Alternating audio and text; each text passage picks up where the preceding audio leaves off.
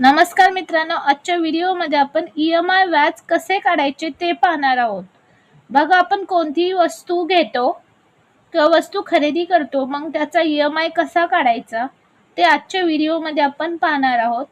उदाहरण घेऊया. एका लॅपटॉपची किंमत 50,000 रुपये आहे. 10% 2 वर्षाचे व्याज किती?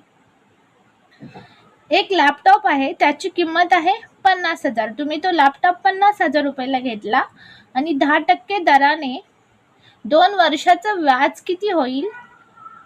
लॅपटॉपचा 2 वर्षाचा EMI किती होईल ते आपण काढूया. बघा, लॅपटॉपची किंमत आहे 50,000 रुपये. तुम्ही तो 50,000 रुपयाला घेतला आणि घेतानाच तुम्ही काय केलं तर डाऊन पेमेंट केलं.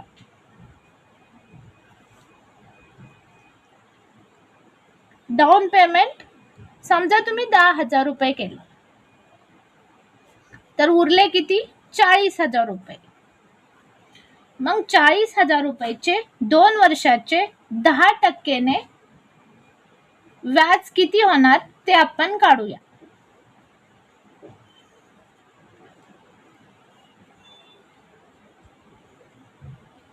दहा टक्क्याने 2 वर्षाचे व्याज किती होईल? 40,000 गुणिले 10 छेदात 100. ह्या 2 शून्याला हे 2 शून्य गेले. 10 शून्य शून्य, 10 शून्य शून्य, 10 चौक 40. हे झाले एका वर्षाचे व्याज. किती आले? 4,000 रुपये. आता आपल्याला 2 वर्षाचं व्याज काढायचे आहे, म्हणून त्या 4,000ला 2 ने गुणायचं. बे शून्य शून्य, बे शून्य शून्य, बे शून्य शून्य, बे चौक 8. एका वर्षाचं 4,000 रुपये, तर 2 वर्षाचं किती होईल? 8,000 रुपये होईल.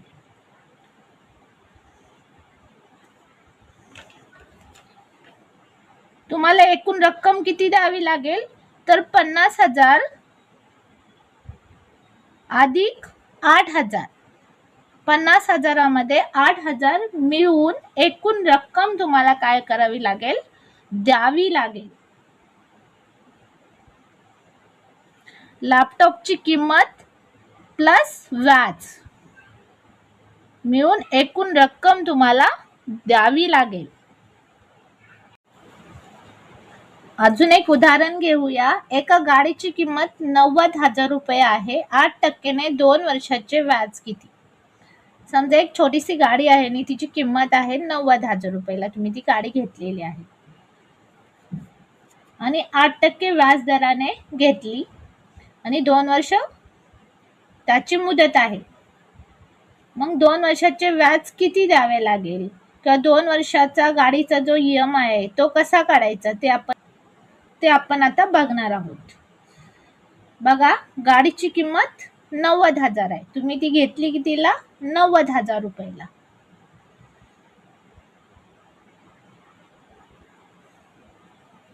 आणि डाऊन पेमेंट तुम्ही किती केले?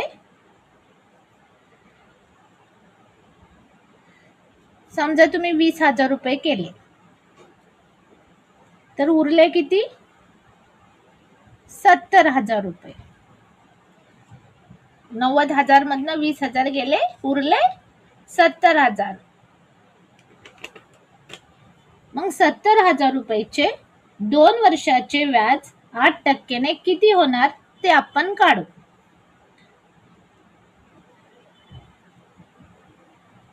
₹70,000 8% गुणिले 8 छेदात 100.